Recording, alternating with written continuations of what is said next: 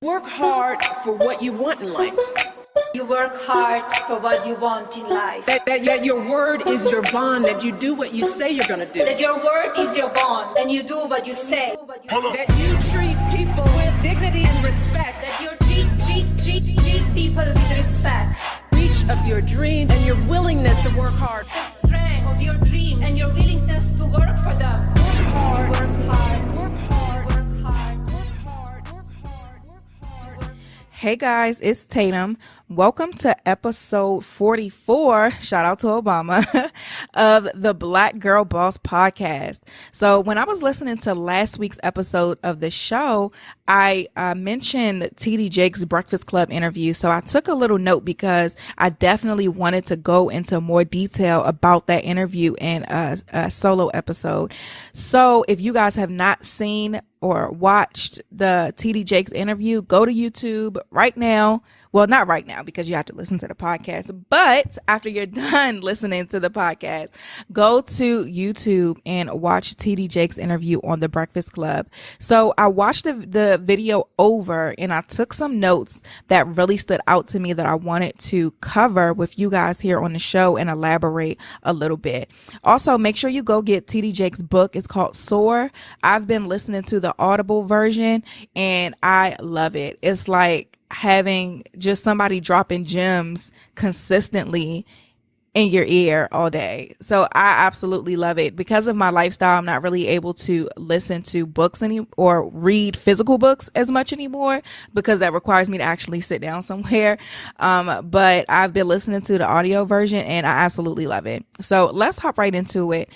So one of the points that he said in his interview is don't be so busy doing it that you forget to grow. And I think this is like a major key for you guys who have a business or are thinking about starting a business.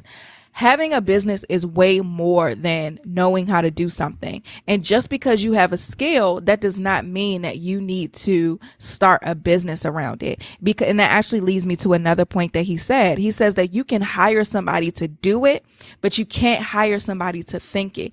And that is such a major key because when you're an entrepreneur, it's way bigger than the service that you provide. It's way bigger than the products that you're selling. You have to be able to manage that thing. You have to know the process, the profit, the people. You have to know these things so that you can make intelligent decisions on how to grow your business. Who wants to have a business that's in the same spot for years? You know, who wants to have a business that's only making them a certain amount of money for years and years and years? You want to have a business that goes from making 50,000 to 100,000 to 150,000. You want to see growth in your business. And the way that you do that is you have to grow it. You have to think it more than you're actually doing it. And a great example of this is he talked about in his book, his father had always been a hustler. So he was selling fish out the trunk of his car.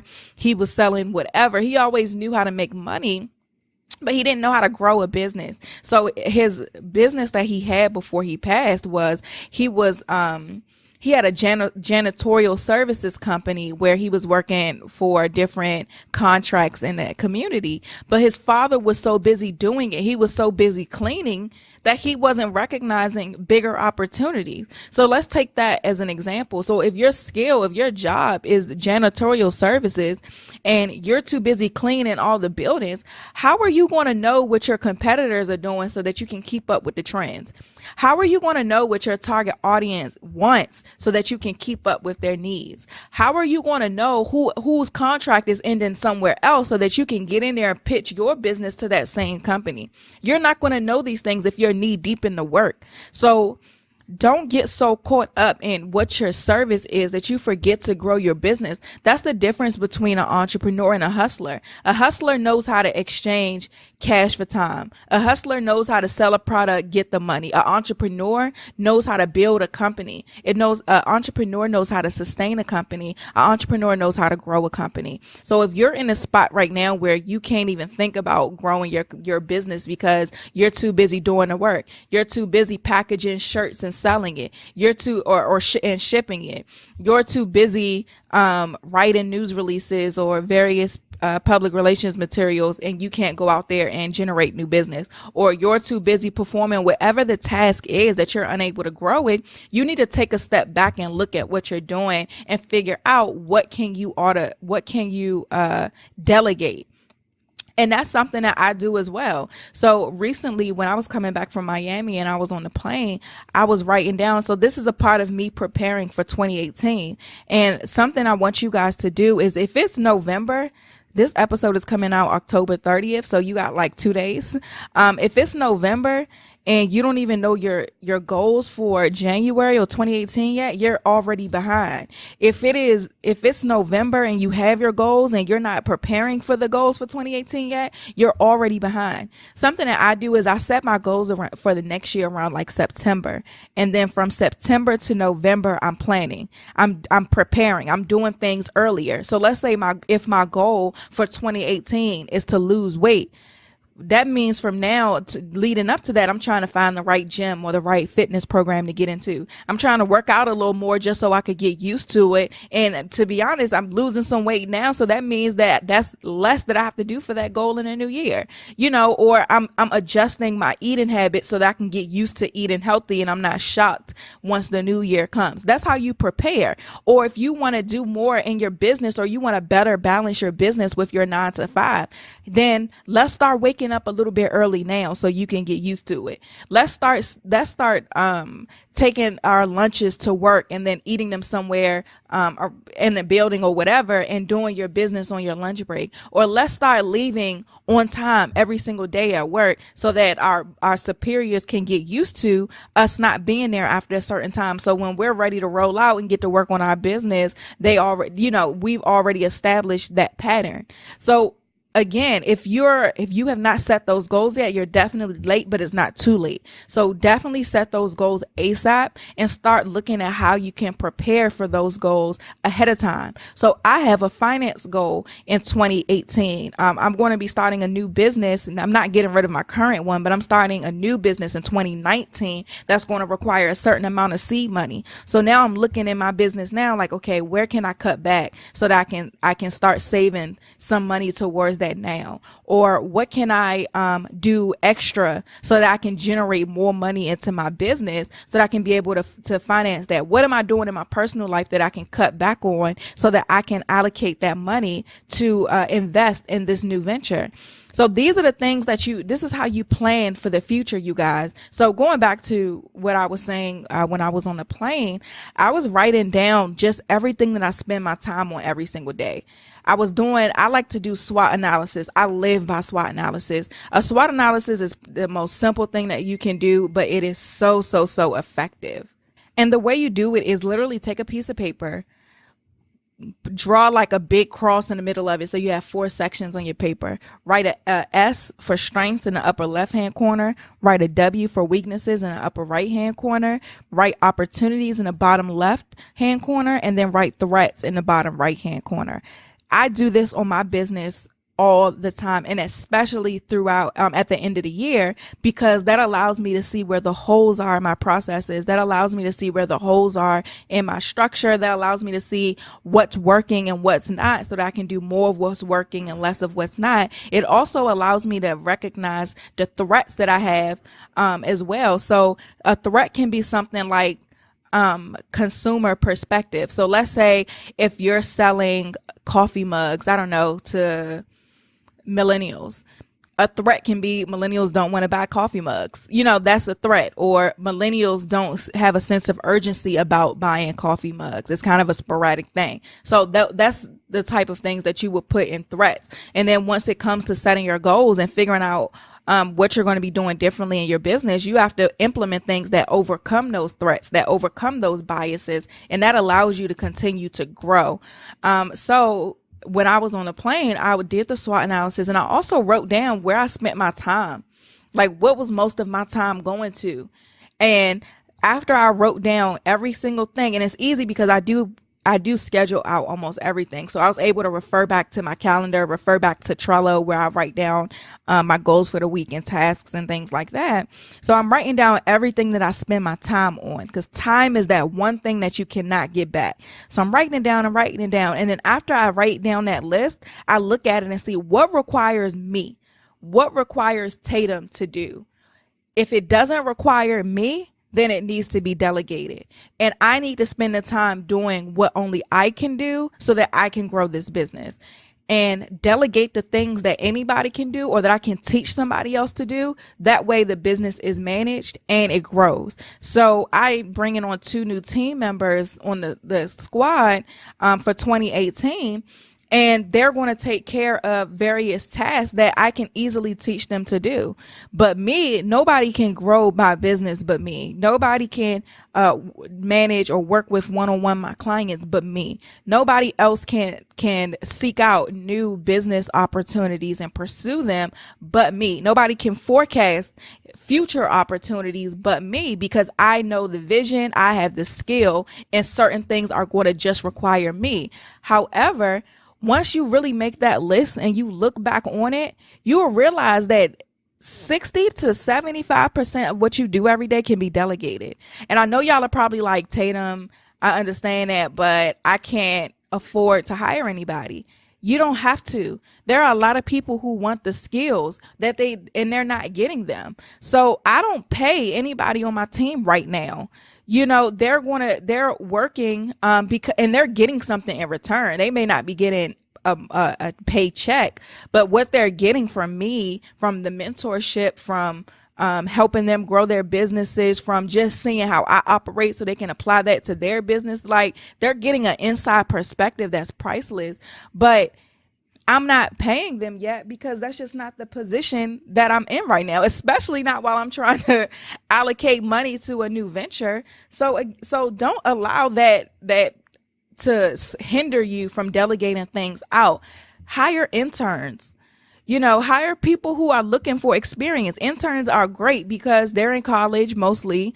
They need an internship in order to graduate, and they're looking for real world experience. And when you work for, in my opinion, when you work for an entrepreneur, as opposed to when you work, or a small business, as opposed to when you work for like a giant, big corporation, you get more of a well-rounded opportunity, and you get more well-rounded experience. And the things that you learn are just priceless. So that's another homework assignment for you guys. So if y'all are listening to this while you're on a road, or you're mobile, or you're at work, I promise you want to probably just go back and re-listen to this episode, because I'm going to give you a lot of tips, a lot of tangible things that you can do so that you can grow your business. So again, write down everything that you're spending your time on and figure out what doesn't require you. The things that don't require you, delegate those out. All right, let's see what's next on this list. Another point that TD Jake said is that when your back is against the wall is when you fight the hardest. And sometimes your biggest blessings are in your curse. And I thought this was a really great point, because this reminds me of one of my favorite books, which is called The Power of Broke by Damon John.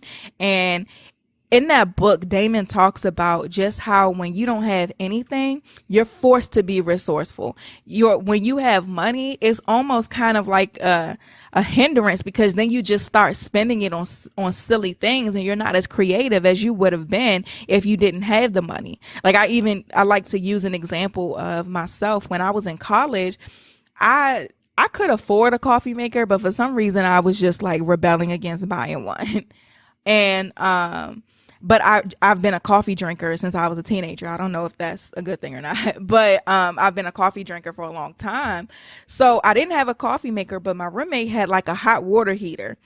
And so I would think like, okay, I want coffee. I don't have a coffee maker. I don't want to spend money on coffee on campus or at Starbucks or wherever. How am I going to make this work? So I bought I bought coffee filters, I bought the coffee, and she had the hot water heater. So I'm thinking, like, how does coffee get made? I put the filter at the top with the coffee. This is like before Keurigs. So Keurigs make things a whole lot easier. But when you had to use the more traditional coffee makers, I was like, okay, I just put the filter at the top. I put a couple scoops of coffee. I put the hot water, or I put the water in the back, and then the coffee drips down. I'm like, I could do this. So I would take, y'all don't judge me, okay? I would take a filter and put the coffee in it, put it inside my mug, or hold it above my mug. I would take the hot water from the hot water heater and pour it into the coffee that was in the filter. And then out from the bottom of it would drip coffee.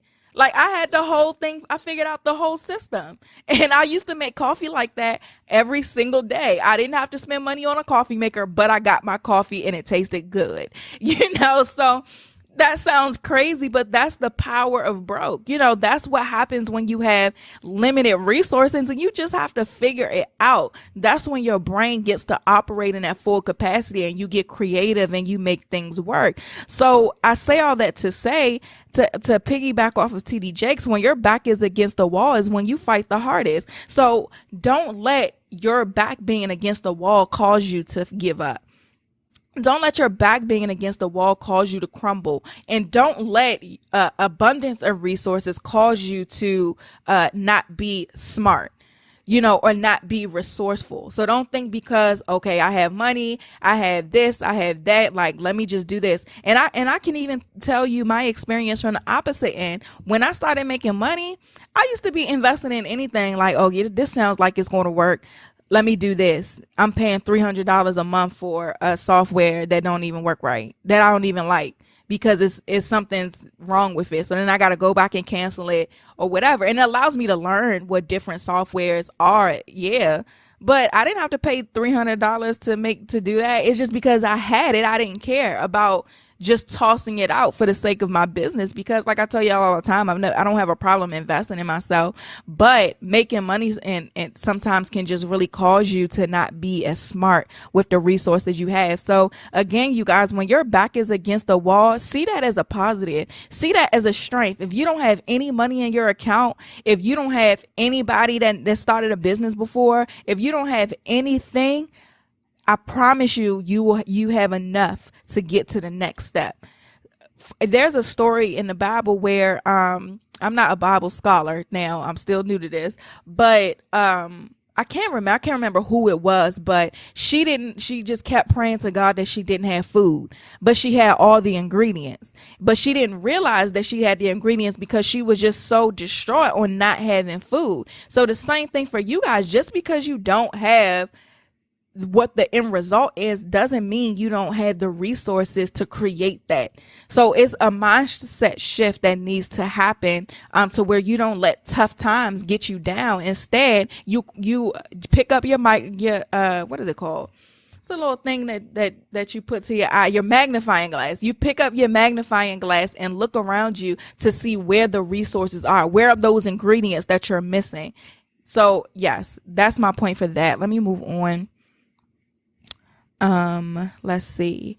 Okay, so he talked about the Wright brothers in the beginning of the book, and I thought this was dope because this kind of piggybacks off something that I said recently, where I think I posted it on Instagram, where I was saying that don't be afraid to be the first person to do something, because you might need to be the person to be the pioneer. And he talked about the Wright brothers. The Wright brothers created an airplane. Like, there was no airplanes during that time. Like, it takes a certain level of vision, or it takes a certain visionary to be able to see something and think like, or to see the sky, to see this open space and be like, I feel like instead of driving there, we should be able to just fly there. We'll get there faster. We're not sitting in a car for all these hours. We don't have to be stopping every hour to go to the bathroom. Let's just fly, get there in more than half the time. It takes a certain visionary to be able to see that and think of a solution and create it. A lot of times, because entrepreneurship is so trendy right now, there are people who you might see somebody else doing something and be like, oh, I can just do that. Or, oh, I like this. I like that. I can't talk to that again, but you might be like, oh, I like that she does that. I'm going to just do that. Or kind of piggybacking off of what other people are doing. And now, don't get me wrong, there are going to be people who start the same business. I mean, like I say on almost every episode, every market is oversaturated, but then that leaves out a percentage of people who are supposed to be the visionaries, who are supposed to be the pioneers, who are supposed to be the ones to start something new. That leaves them in a position to where it's like, well, I want to do this, but this hasn't been done before. So I'm not sure how, like, who am I going to talk to, or who am I going to model? What coach am I going to hire? This hasn't been done before. And that's okay too, because that you may just, like I said, may need to be that person that starts it. But then you're on a level of the Wright brothers. They had to figure it out. They knew the destination that they wanted. They knew what they wanted to accomplish. And then they created a business that allowed them to accomplish that. So for you guys who have ideas out there and you're not sure how to turn that idea into a reality, study people like the Wright brothers. Study people who are the founders of the most greatest invention, the most innovative or the greatest inventions in this country. Study those people, because that's going to show you what you need to do if you're the first person to create something. And that actually leads me to another point, which is one of my favorite points that TD Jakes said in his interview. He said that you build a business that takes you to the dream. The business is not the dream. It's the transportation. If you don't get that right in the embryonic, meaning the beginning stages of business, you won't succeed. Now, I'm going to say this one more time. You build a business that takes you to the dream. The business is not the dream. It's the transportation. So, for example, if your dream is to be self-employed because you want the freedom of your time, you want to be able to spend time with your family, you want to be there for your kids, you want to be able to go on vacation whenever you want to, you want the freedom of your time and your money, your business isn't the dream. Your business is the vehicle that takes you to that. So your business is what you create to finance your life. It's what you create for you to be able to afford those vacations that you want, for you to be able to spend the times with your kids. So I hope y'all are connecting the dots to this, because this is awesome. And I think that a lot of times, because when we start businesses, they're our baby, it's that thing that we cherish so much. So we hold it like in our hearts. We love it so much. We don't want anybody to mess with it. We don't want anybody to taint it. But in a sense, when you feel like that, you kind of hold your business in a higher regard than it needs to be. You make your business the dream. And when you make your business the dream, like TD Jakes said, you won't succeed. And the reason you won't succeed is because you're not going to be able to hear what anybody else is saying. You're not going to be able to take criticism of your baby. You're not going to be able to listen when somebody tells you need to do this with your baby, or when your audience tells you need to do this with your baby, or when the market tells you need to do this with your baby. You don't want to listen because it's your baby and this is your dream and this is what you wanted. But that doesn't work, because if the business isn't working, it's just not working. You need to figure out how to make the business grow so that it can take you to the real dream. It's just the transportation. And sometimes you have to do one business and work that business until it has reached its capacity. And then you move on to another business, or you might grow a business and then sell it and use that seed money to start a business. And because of this epidemic of trendy entrepreneurship, people think that all businesses have to be started the same way. People think that, I'm supposed to have an idea. I need to form it in my state. I need to create a website. I need to create an Instagram. I need to start going live. I need to do this. Like, that's not how all businesses work. Some business require you to be offline 90% of the time. And some businesses you build up and you sell it for X amount of dollars and then you move on to the next thing. Or some businesses you get contracts or you get opportunities and then you have to create a legal business in order to handle it. Or some businesses, I can't even think of another example, but every business does not start the same way. And you have to have your mind, you have to be open-minded enough in order to see what's going on and what the best way for you to get to your dream is. Because it may not be the vehicle to your dream may not be the business that you have right now. I could tell y'all straight up, my end goal, my big picture, my dream is, one, I want to own a winery. A winery is going to cost me at least $1.6 million. I know the exact one that I want. It might not even still be available at the time that I am ready to purchase it, which is fine because there's always going to be another one. But I know how much money it's going to take me to purchase a winery.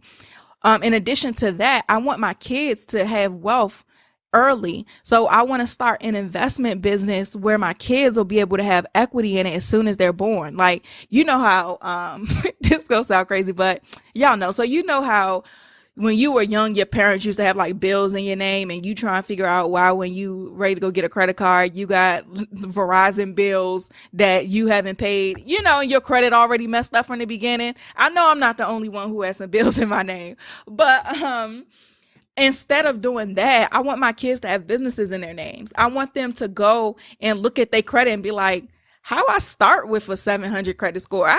This is my first time doing XYZ. Why is my credit so high? I want it to be like that for them because of the decisions that I'm making. You know, I want my kids to, if they want to go to college, I want my kids to where I have a part of my dream is that I want to save up $100,000 for each kid. I don't have kids at all right now, by the way. I want to have $100,000 for each kid, enough to fund their full education. And I want to tell my kids when they get to maybe high school, like, listen, this is how much money you have to go to college.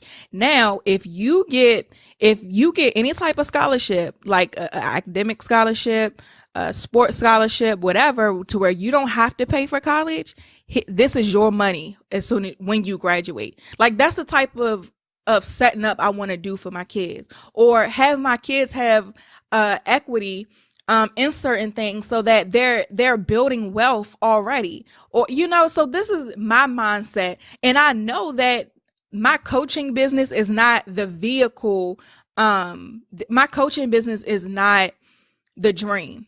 You know what I mean? I know for a fact God put me on this earth to influence a lot of people. My coaching business is not the dream. It's the vehicle that's going to get me to my next step in my goal. You know, I'm in my 20s right now. My 20s, I'm going to keep doing what I'm doing right now. And in my 30s, I'm going to be doing more high dollar amount projects to where I'm going to be doing a lot of investing. I probably will open a franchise. It's going to be high dollar amount projects because when I start my family, I want to not have to worry about or not have to be putting in as much time as I have to do right now. I don't want to have to still be doing this when I have kids. I want to be at home with my kids, especially with technology. Like, my kids not about to be on YouTube learning how to do who knows what.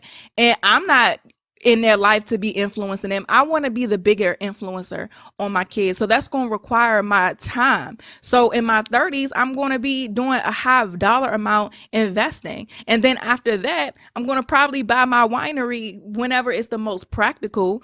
But again, my coaching business is the vehicle for right now to get me to the next step. It's not the dream.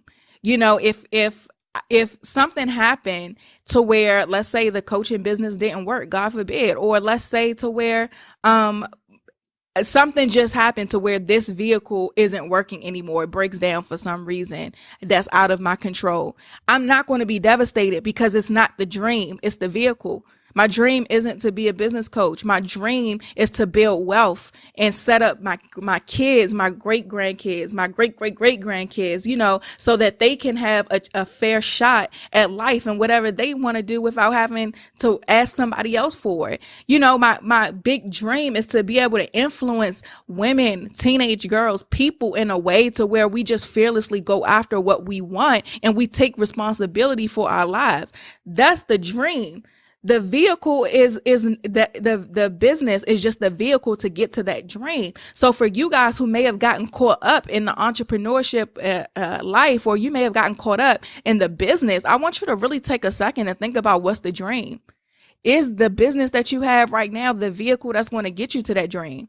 If you don't know what the dream is, if you don't know what the big picture is, what the vision is, then you need to focus on that, because that's going to tell you what you need to do now. And that's a part of preparation. We got to know what we want out of life first. And it's okay if you don't know in 5 years I'm going to do this, or in the next year I want to have accomplished that. I know what I want to do in my 20s. I know what I want to do in my 30s. I have no clue what I want to do after that.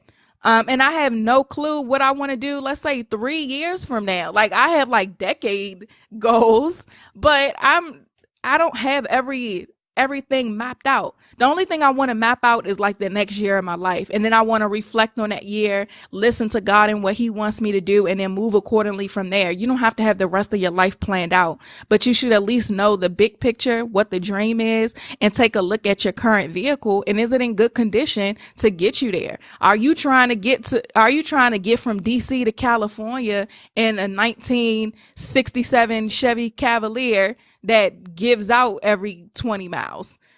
That's not going to work, because you can barely make it 20 miles. You ain't going to make it across the country. You know what I mean? So analyze the dream, take a look at the vehicle, and figure out if that's the vehicle that's going to get you there. Okay, next. This is one of a very important thing that he said. He said that women of color are going into business more readily than any other people group, but I said we because I'm in that group, we aren't lasting. And so I'm very aware that women of color are the fastest growing group of entrepreneurs. And I'm also very aware that we aren't lasting. I mean, I say this statistic all the time. 80% of businesses fail within the first 2 years. So really nobody is lasting except for 20%. So I don't really take this to heart. But something that he did say was a reason that we aren't lasting is because of lack of access to resources, lack of capital, lack of etc. But this to me goes back to one of the points I said before about the power of broke, and about how when your back is against the wall, you fight the hardest. So I don't like when people say this, only because I don't want to use that as an excuse, because it's easy for us to just go to say, well, because I'm a black woman, I don't have access to these capitals, or I don't have access to XYZ. I mean, Madam CJ Walker is the first black woman millionaire. She had access to a lot less, than we do. We have access to way, way, way more things than she did, and she made her million. So as far as I'm concerned, we don't have an excuse. We need to execute. The problem isn't we have a lack, or we don't have the same access to certain things. I think that is we're not using the leveraging the power of broke the way we should, or there's something missing that we don't have that hunger to where it's like, I'm going to figure this out. Like, this has to work because it's going to, or to be able to look at our business and be like, okay, this may not work, but that's going to work. Like, whatever it looks like for you, I think we just have to make sure that we are planning effectively. We are utilizing coaches and mentors and the Small Business Association. I mean, that's a government agency that's all over the country, that's free, that you should definitely be using. We're not using what we have. We're not using the resources that we have. So for you guys who may feel like, oh, this isn't going to work, or my business isn't the where I want it to be, and you want to give up, some businesses, I'm not even going to sell y'all no dreams. Sometimes it just doesn't work. You may have not done enough research in the beginning, before you started the business, or you might not have listened to the market, or you might not be growing with the market. Businesses do fail for reasons other than the entrepreneur. They sometimes fail because of economy, because nobody wants what they're selling, or they're trying to fill a need that doesn't exist. There are reasons businesses fail. However, I think that more businesses will succeed if we use the resources we have, so that we can make educated decisions in our businesses, so that we can make a decision before starting the business. Is there even an opportunity there? Are we even solving a need? Do people want what I'm selling? Because you don't have to sell as hard when people need it. But a lot of times we try to force things on it. I don't need another t-shirt. I don't need another I don't know, I don't need another hat. I don't need another this. So we're trying to sell people stuff that they don't necessarily need. We're trying to make them want it enough to buy it. And sometimes that doesn't equate to long-term success. So again, utilize the resources that you have right in front of you in the beginning stages of your business. So that we as Black women, entrepreneurs, business owners, so that we can start being the majority of that 20% of businesses that last. Okay, next he says that he and his wife took all of the money they had saved to buy a house to publish his book, Women Thou Art Loose.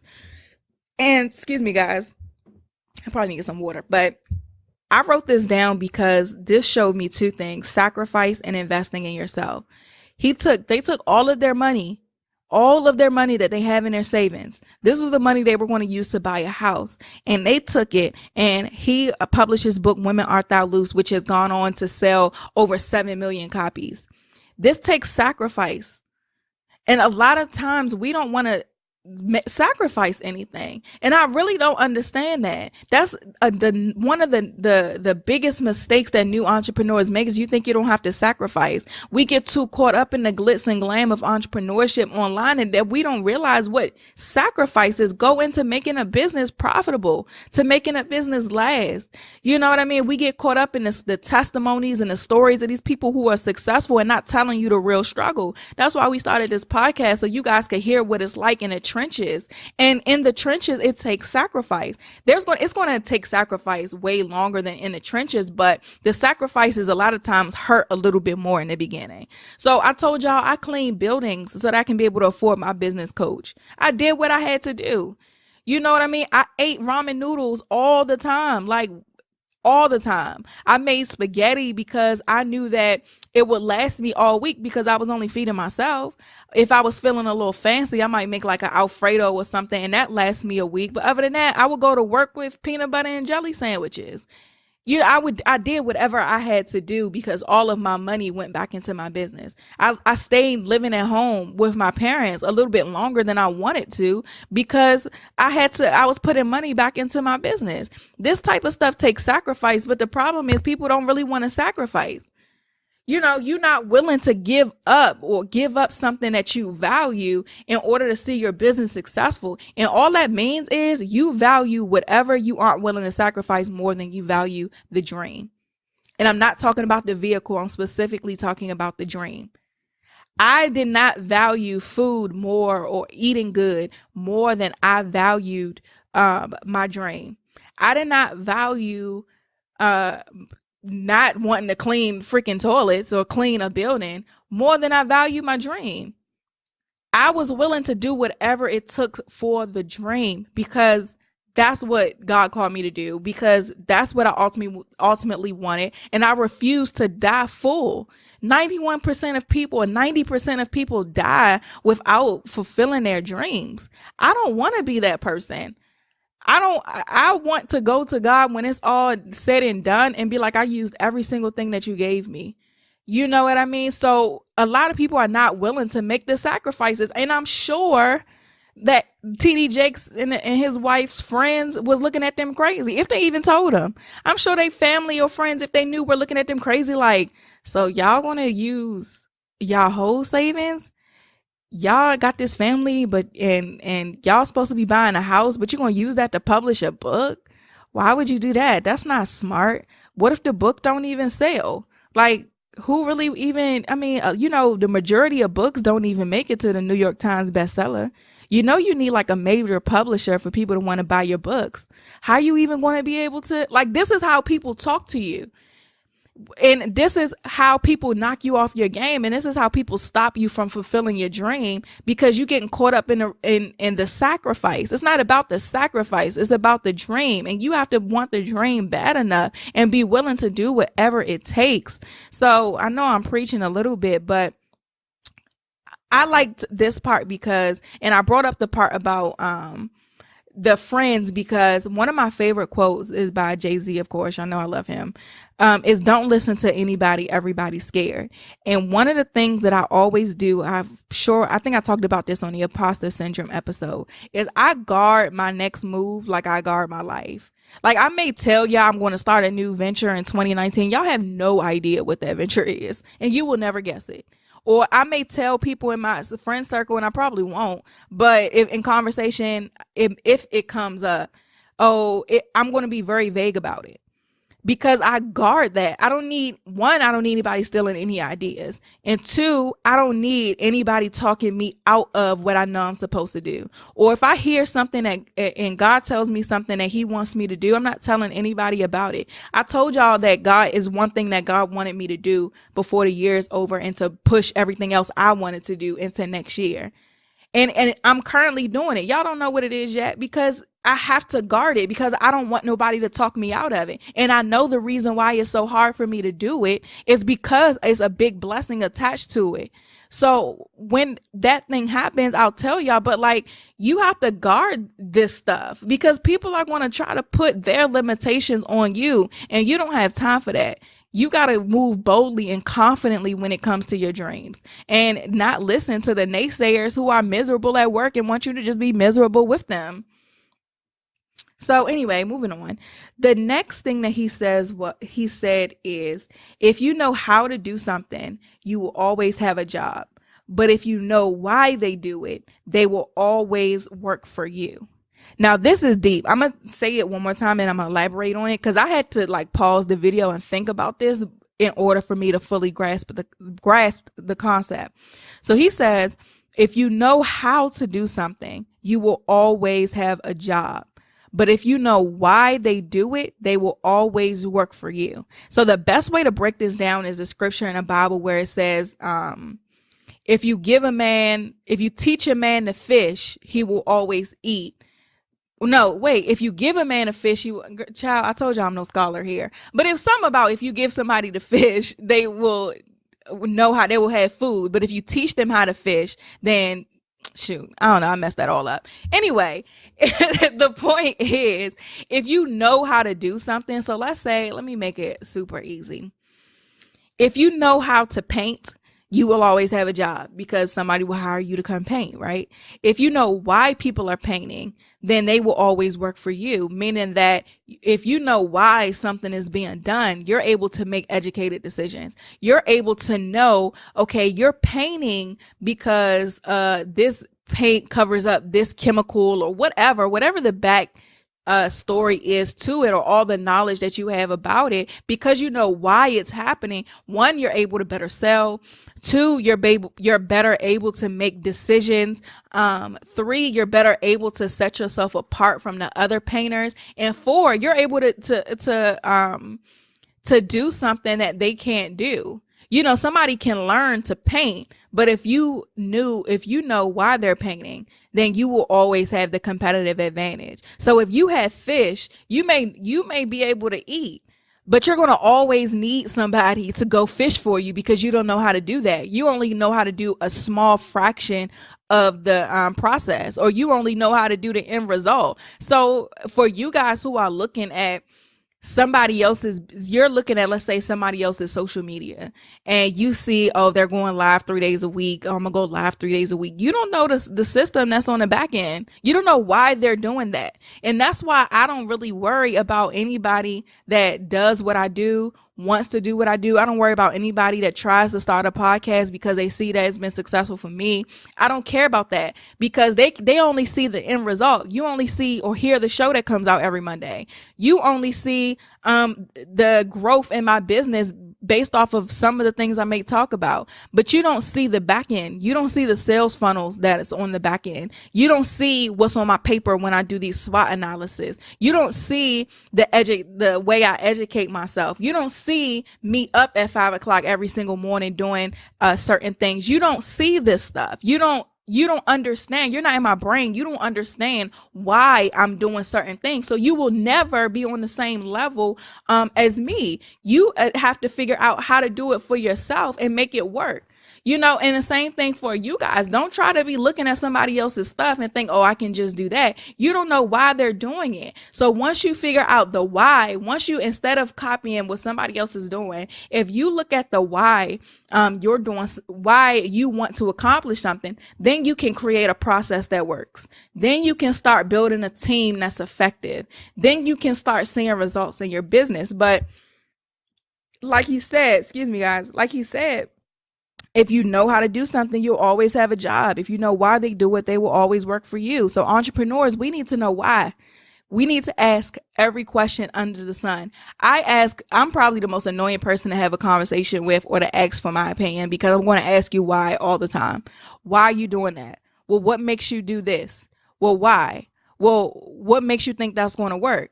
Okay, so then if that doesn't work, then how are you going to do this? Okay, so then what? I ask these questions because you have to have an understanding of why you do things.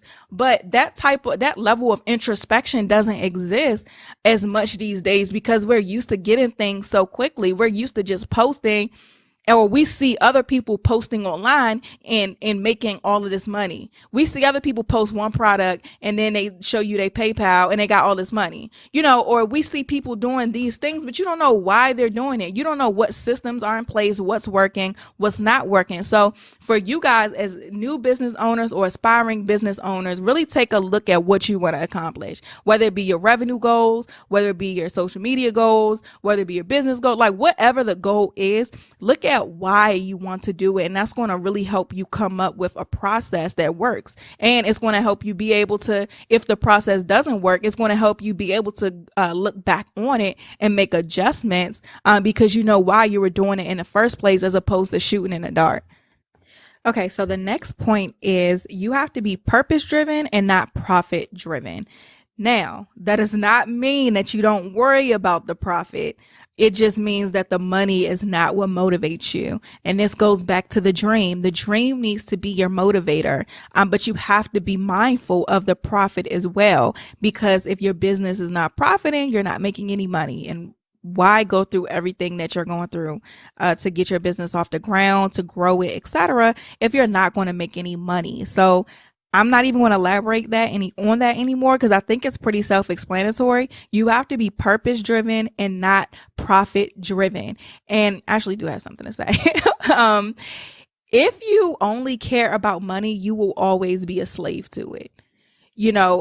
A hustler only cares about money. An entrepreneur, it cares about the big picture, and an entrepreneur makes sacrifices, which sometimes you do sacrifice the profit for the big picture. I said on the last episode that Amazon wasn't profitable for a while because it invested all of the money back into the business because of the big picture. And I mean, look at Amazon. It's something that we all use in our everyday life. Like Amazon is probably the most convenient thing that I've ever come across, so they are interested in the purpose and not necessarily the profit. Now, I do want to also say, when it comes to people that you let in your circle or people you want to be biz besties or people you want to connect with, don't connect with people who are all about the money. If there is one thing that I learned from my father is that you do not trust people. One, don't trust people who only worry about money.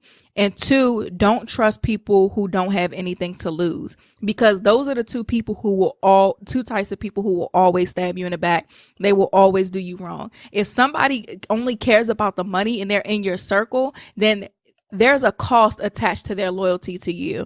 So when you're having conversations with people and you're trying to figure out if you want to let them in your circle, or if you're looking for a mastermind group and you trying to figure out if you want to be a part of them, ask these type of questions. Ask what drives them, what motivates them. If it's money, run, girl, run for the hills, because you do not need them in your circle. And I've met people in real life who were only interested in the money. And I remember sitting down with somebody who wanted to connect with me, and something about them was off. I should have trusted my discernment, but I'm the type where I'm going to give everybody a fair shot to dig their own grave. I'm not going to necessarily look at you and judge you off bat. So I was like, they wanted to connect with me. So I was like, okay, let's just see how this goes. It's not going to kill me to sit down with them for a little bit. And just sitting down and talking to them, it was revealed that they only care about money. And when I tell you I ran for the hills, like we were at dinner and soon as that check came, like it's so funny because I was so ready to go that I paid my bill. And then as soon as I paid in cash too. And I normally don't pay in cash. I like to use my card, but like I had cash. I'm like, this is going to make this process easier. So I paid in cash. The person like got up and went to the bathroom and I rolled out. Like that was probably not the nicest thing to do. I didn't even wait for them to get back to say bye. I got up out of there so fast because that is just not somebody who needs my energy. The people who only care about money and materialistic things are not the type of people I want to be around. Now, people who are cognizant of profit though are the type of people I want to be around, because people who are mindful of profit while not having it being their main motivation we're able to have different types of conversations. I'm able to say, well, I'm not profiting off of this the way that I should, or the way that I want to, or I think my margins are off. Like, what do y'all think? And they can look and be like, okay, well, you can make more money doing the same thing if you just do XYZ to get your costs down, or you can do this in order to take away the time that you're spending. So the profit is higher because you're spending time doing other things. So hang around with those type of people who understand profit, but not people who are profit and money driven. Next, learn everything you can about the business before you get into it. This goes back to the previous point of knowing why something is done as opposed to just knowing how to do it. Research is everything. And this is something that he also said is a reason why a lot of women of color don't stay in business, is because of a lack of research beforehand. Because doing research is going to tell you if you may want to sell, let's say, to millennials, but the market may be for baby boomers. You may want to solve a problem or something that you see as a problem, but in the grand scheme of things, other people may not see it as a problem. But then when you start the business and it's not working and you're trying to figure out why, it's because you didn't do enough research beforehand. Or if you would have done enough research beforehand and made one slight adjustment, then you would have been able to see way more results than you're seeing right now. So before you start a business, make sure you do research on the market, do research on your target audience. Ask them questions specifically. If this is a business, if the business you want to start already has something else similar out there, go there and see what's up. Volunteer there, work there if you have to. Do whatever you got to do to learn as much as possible, because that's going to allow you to be effective. That's going to allow you to start a business strategically. That's going to tell you what you need to do in your business, etc. So research, you guys. Research. So I have more notes, but I've been talking for way too long now. So I'm actually going to just do one more before I wrap up. I was actually just looking at the notes that I have left, trying to pick which one I'm going to talk about. And I can't just pick one. So guess what, you guys? We got a little bit more time together. So this might be a little bit of a long episode, but there were so many gems dropped in this interview, and there's so many gems being dropped in the book. I just have to get this out. So he says that when it comes to taking your leap of faith, this is something that is very, very important to a lot of you guys who listen to this show. He pretty much says, just don't up and quit your job. He said, don't stop something that's substantive for hope. Your job gives you a steady income for the bills, and then use your extra income to invest back into your business. So for you guys, a lot of people, this is actually something that a lot of people have different opinions on. Some people say just take the leap, just go ahead and jump and it'll all work out. Some people have to jump in order for them to be able to fly. It all depends on you. I will never tell you to do one without the other. I would just really base your decision on when you want to leave your job on your own personal self, on your own personal character traits. If you can't handle pressure and a lot of pressure being put on you at once, the leap of faith may not be for you. You know, if you're somebody who needs a little bit more structure, you need to transition out, then you may need to just plan out your transition and do it that way. This is totally contingent on you. I can only tell you my story, and I will never tell you what to do, because the last thing I want is to tell you to do something and you take the leap and then you have to go back and find a job, and then you looking at me like, oh, you told me to take my leap of faith. That's not what I'm telling you to do. I'm telling you to take a look at yourself, what works for you, to pray about it, ask God what he wants you to do. And I'll tell you my own personal testimony of when I took the leap of faith. And then with all that information, I want you to make a decision for yourself, because this is a very personal decision. So for you guys that don't know, I made my leap of faith in May of this year. And the reason why, I was actually planning to leave my job in July. So a few months, I was planning to leave a few months after I did. So before, when I decided that I knew I wanted to be a full-time entrepreneur, I hired a business coach and I worked with her for 9 months.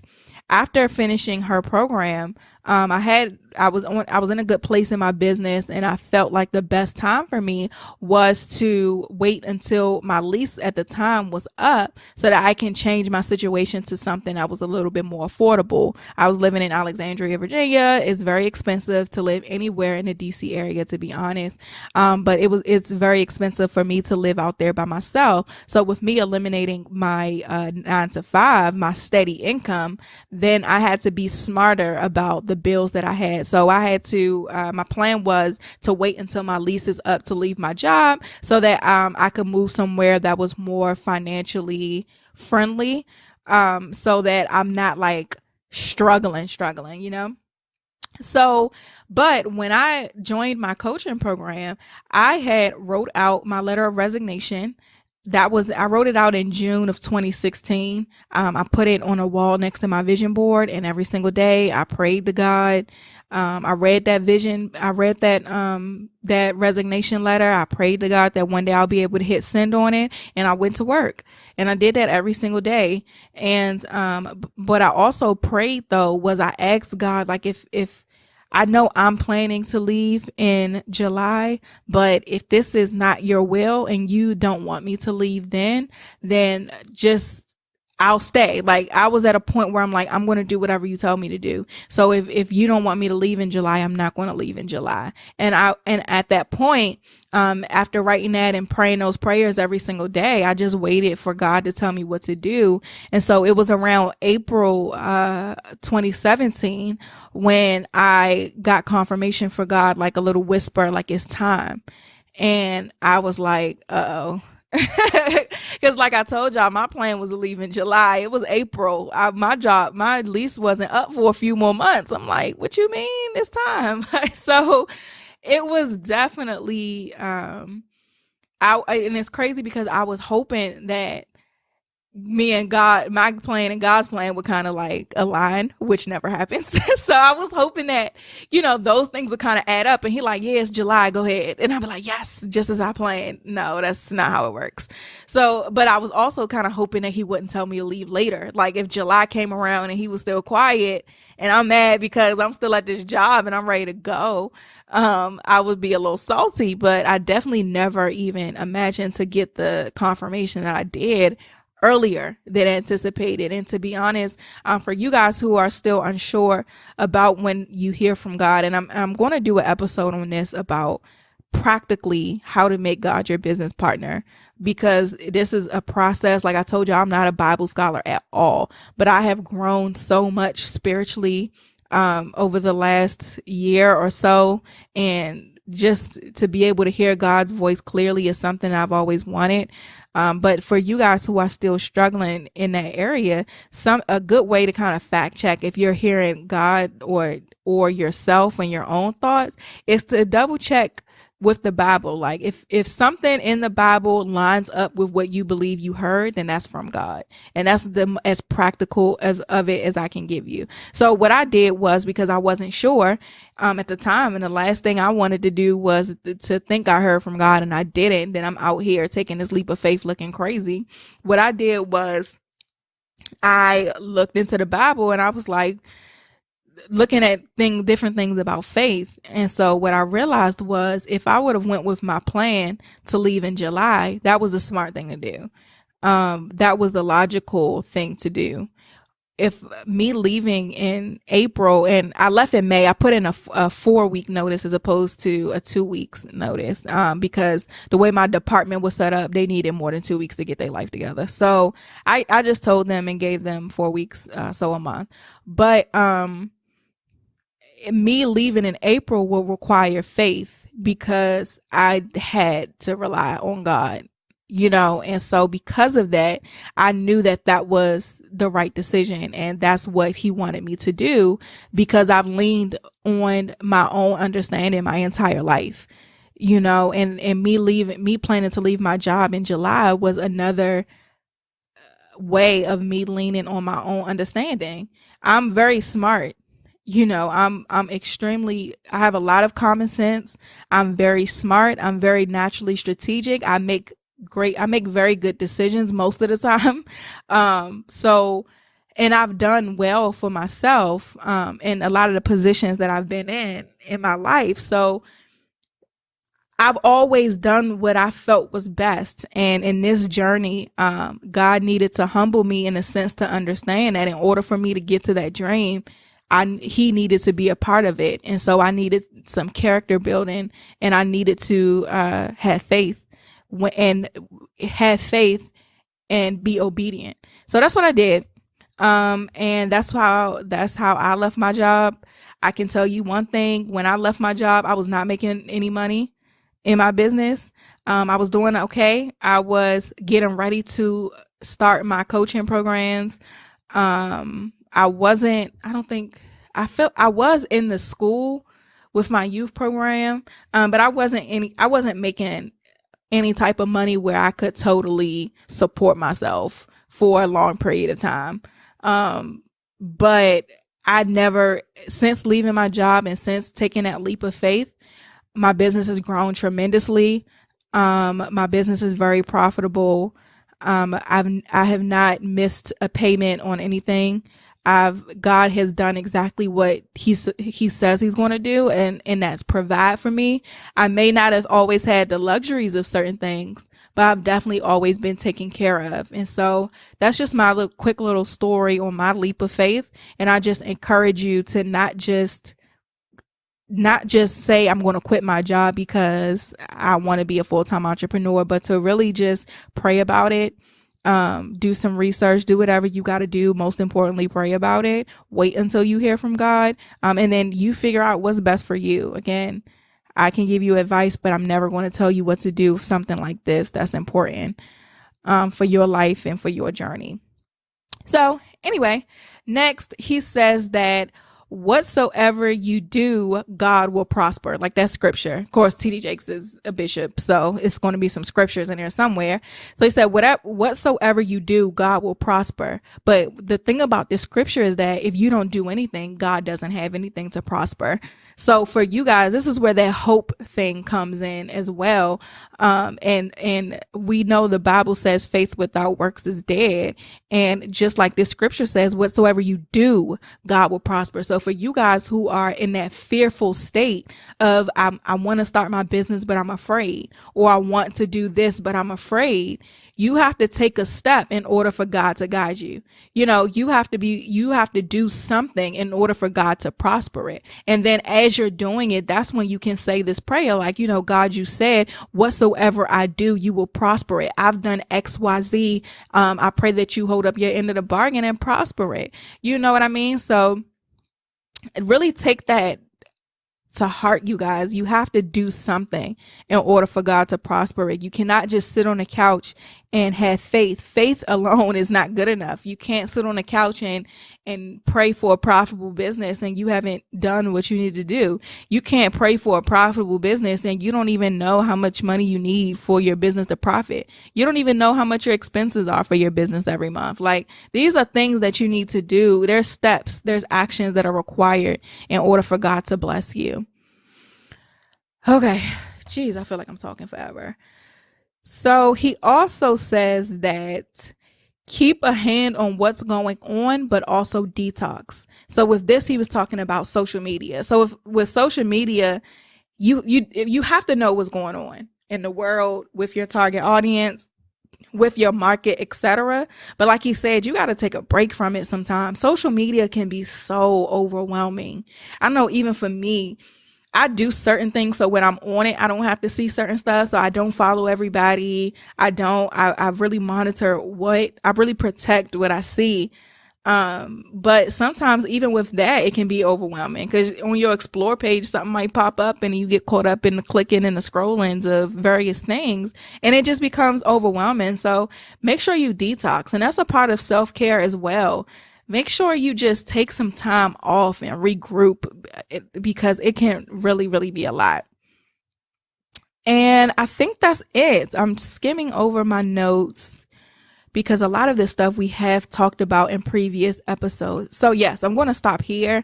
You guys definitely check out that interview. If you have any questions about anything that was covered, slide in my DMs. My Instagram name is Tatum Temia, TatumTemia, and follow the podcast on Instagram at Black Girl Bosses. We have some amazing things coming up that y'all going to learn about because I just have so many great ideas for 2018 for this podcast and for you guys. I cannot wait to share it.